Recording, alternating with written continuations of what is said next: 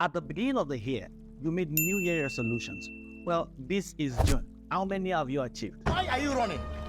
Why are you running? Not to worry. I can show you how to start and not stop. Many of you probably know the things to do to up your game. Not a year goes by when people do not make New Year resolutions. But it's not news that many of us just write these things down and never actually get to do them. Some start but just can't continue. So if you have ever at any point said, I'm going to start reading one book every month, I'm going to start studying, I'm going to start saving, I'm going to start exercising, I'm going to stop taking junks, but you didn't. Wait a minute. Or you read the book where some principles were highlighted that could change everything provided you follow them. You were excited and made a promise to yourself to follow them. Day 1, you were fired up. Day 2, you continued. Day 3, the horse is still running. Day 5, God have mercy upon you us. stop. Now, if this looks like you, then this video is for you.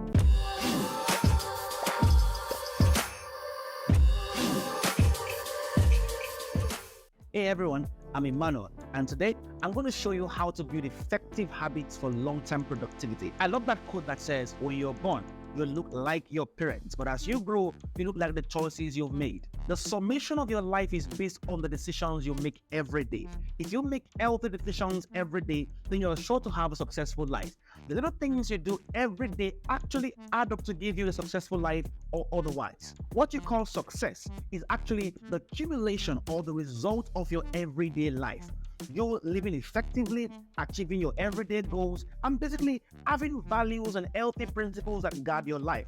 Now, it's not always as easy as it sounds, and that is why you've got to make those things into habits. When we talk about habits, we're talking about those things you do almost automatically without thinking too much about it. It's a practice you repeat so regularly that it can be hard to change. It could be biting your nails when you're worried. God have mercy upon us. Or eating overly when you're stressed, or drinking soda instead of water when you're thirsty. You just do these things without taking too much thought about it.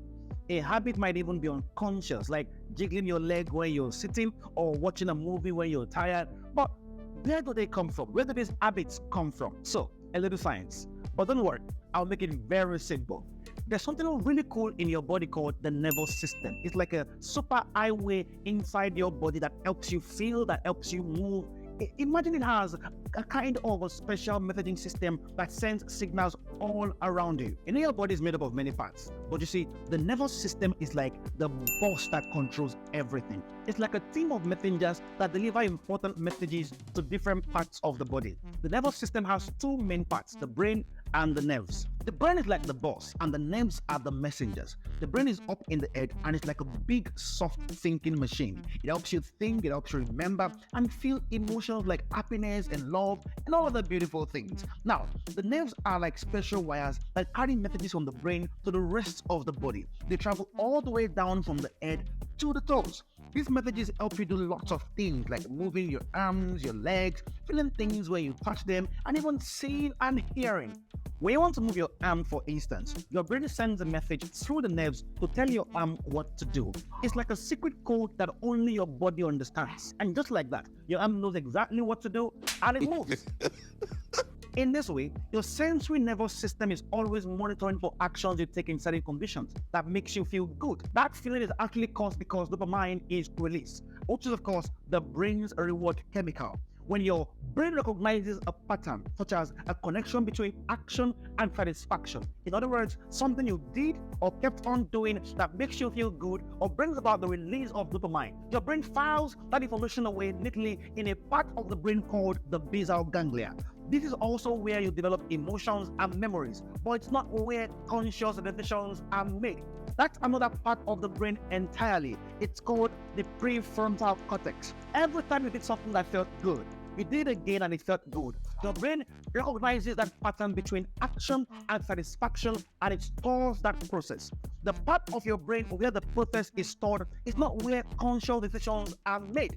So whenever you are faced with similar circumstances, your brain recognizes that and says, we know this, we've seen this before, And this is what it always does whenever it's in this situation. Your brain then feeds that response back to your body. Remember, this information isn't stored where conscious decisions are made. So you find yourself doing unconsciously what you might have felt out doing consciously. Let me give you an example. Imagine you're doing something that stresses you out. And while you are stressed, you're not okay with the emotion you were feeling. So you wonder, what can I do to feel good?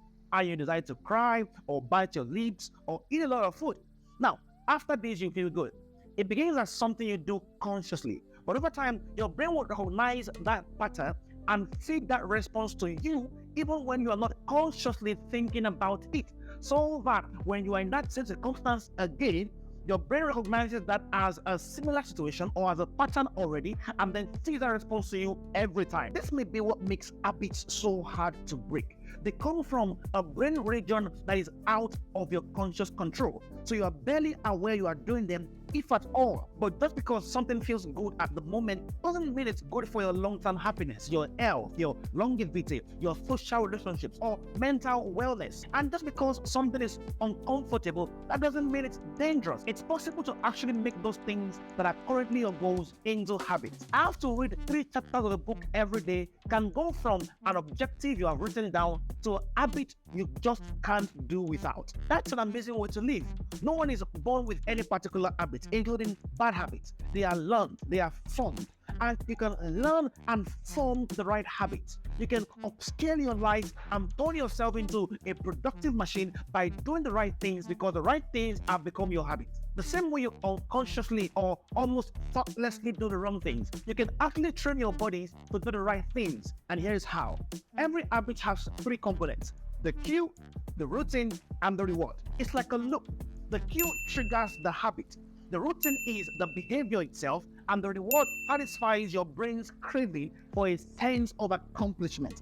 Now, here is how the loop works. For the cue, you experience a stimulus, kind of like a trigger. It could be because you are in a certain location, you are smelling something, you see someone, or you are feeling a particular emotion. You wake up in the night, you're feeling stressed, you're bored, among many other possibilities. The cue then leads to the craving, and that's the trigger that then causes you to desire a particular outcome that you find rewarding. It motivates you to act, which then leads to the response. That's where you engage in behaviors, thoughts, or actions to get that particular outcome. And the final stage is the reward. The outcome occurs and you feel a sense of reward as a result. And that satisfies your craving. That pleasure, that relief you experience is what reinforces the cue and makes the cue even better at triggering the craving next time. That is why it is such an endless loop. So let's say you're at work or you're working on your school project and you get tired and mentally stressed. It is obvious you need a break. You then step outside for a cigarette, both relieving yourself from an uncomfortable situation and giving yourself a nicotine boost. Over time, feeling stuck at work or reading will start to trigger you to reach for cigarettes. It is the same for someone who is reading and becomes mentally stressed. You pick out your phone to scroll through social media for hours, not because you really have anything to do there, but because you want to relieve the stress and compensate for your tiredness. Eventually, that becomes the trigger to scroll through social media every time you hit a wall. Now, alternatively, it is also possible you hit a wall with a project and you crave a break from that hard mental work, and what you do instead is step outside for a walk, relieving yourself from an uncomfortable situation and getting some exercise along the way. Or maybe you start using audio for breaks or putting on a podcast or a sermon or a book. Over time, feeling stuck at work will start to trigger you to go for walks or to close your eyes and listen to something relaxing, which becomes a habit. If you're enjoying this video, then like, subscribe to get more content like this, and share with everyone you think would need this. Let's talk about the right habits for growth. So how do you go about choosing the right habits that will lead to growth? It starts with identifying what areas you want to improve in your life. Are you looking to enhance your physical fitness, improve your focus, or become more disciplined in managing your time? Once you have your focus areas in mind, it is time to break them down into actionable habits. How do you break them down into actionable habits? 1. SMART goals. Habits thrive on consistency. To become consistent, you need to set SMART goals. What are SMART goals? They are specific, measurable, achievable, relevant, and time-bound goals. I'm smart. So let's say your goal is to read more books. A smart habit goal could be reading for 30 minutes every day before bedtime. You have to make sure your goals are realistic. Don't set goals that you would need to go outside of space to get them done. 2. Start small. Sister, I don't know how to emphasize this. You need to start small. Don't try to do too much too soon. You are likely to get discouraged and give up. Trying to overhaul your entire routine overnight is a recipe for burnout. So you make resolution. You say, I want to read 100 books this year. Brother, you didn't even read 2 books last 2 years. Shots fired! Shots fired! What you should do instead is focus on making your goal into a habit. Let's take the reading again for example. Start with just 15 minutes of reading each night and then gradually increase the duration as the habit solidifies. You want to work out every morning. Start with 10 minutes of workout. That's how habits are formed. Environmental cues. I've realized that the environment plays a significant role in shaping your habits. To increase your chances of success, set up environmental cues that remind you to engage in that desired behavior. For instance, if you want to exercise in the morning, lay out your workout clothes and keep your running shoes by the door. These visual cues make it easier to kickstart the routine. You want to read your books when you get up. Make sure your books are by your table before you sleep, not in your bag. Because that process of having to go to your bag when you wake up and then get the book and arrange them can discourage you mentally and make you just sleep. One important part of setting the right environment is the people you hang out with. There is an 80% chance that the habits you have right now, good or bad, are influenced habits. You don't want to break out of bad habits while hanging out with friends that represent the very thing you're trying to break out of. 4. Accountability. Listen, you've got to be accountable.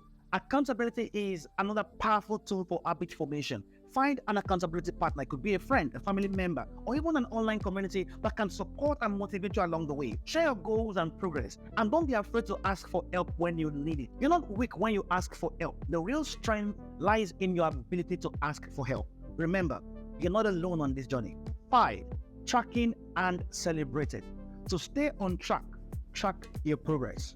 You can create a simple journal to mark each successful completion of your habit. Celebrate your milestones and reward yourself when you achieve significant goals. That positive reinforcement will strengthen your commitment to maintaining these effective habits. It's also important to be patient. It takes time to build new habits. Don't expect to see results overnight. Just keep at it and eventually you will see the results. Here's a quick summary.